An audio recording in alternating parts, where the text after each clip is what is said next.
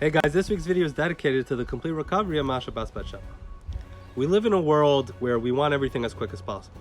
We want our food as quick as possible. We want our packages as quick as possible. We want to travel as quick as possible. We want everything faster. And we're constantly developing. How can we get this faster? Everyone advertises same-day service, same-day delivery, high-speed travel. We want it as quick as possible. If you look at the Torah, there are actually a few instances of high-speed travel. There is the instance of Eliezer, the servant of Abraham, when he went to go find a bride for Isaac. Same with Jacob. And you know, when the Jewish people left Egypt, they were on a similar track. It seemed like they would be in the land of Israel in no time, miraculously so. And then everything slowed down, everything fell apart. The next thing you know, the Jewish people are spending 40 years in the wilderness. It seems like the Torah has two tracks, and they're very extreme. High speed or snail mail. Seems like there's no in between. This week's Torah portion is a double header, Matot Massei. And in one of the Torah portions, it lists all the stops that the Jewish people camped at on their way to the Holy Land, on their way to the land of Israel. Over 40 years, 42 stops. And it lists all of them. They weren't all positive experiences. There were quite a few of them where they were very traumatic and negative experiences, and bad things happened. And yet the Torah lists them. Why? Why bring up this trauma? Why relive this? The Torah is teaching us something very important.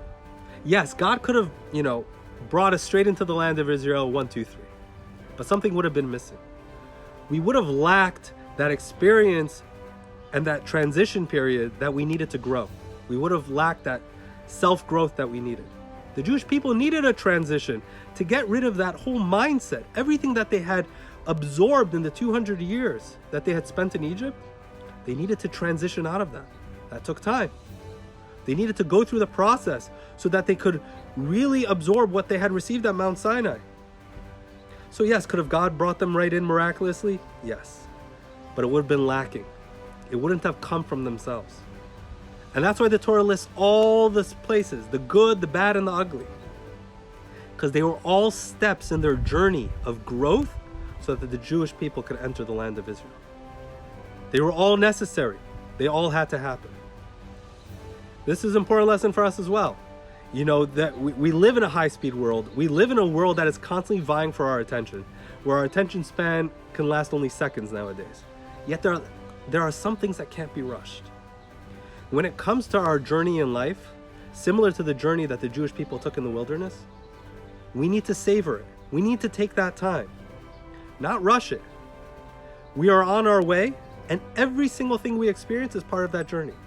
Yes, the good, sometimes the bad, and yes, sometimes even the ugly. It's all part of that self-growth as we're heading towards the promised land.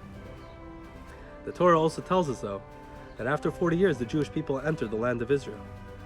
And if we look throughout our history, it seems like the time has come. Like we've had our 40 years in the wilderness, and now it's time to enter the land of Israel. It'll be very soon. Shabbat Shalom.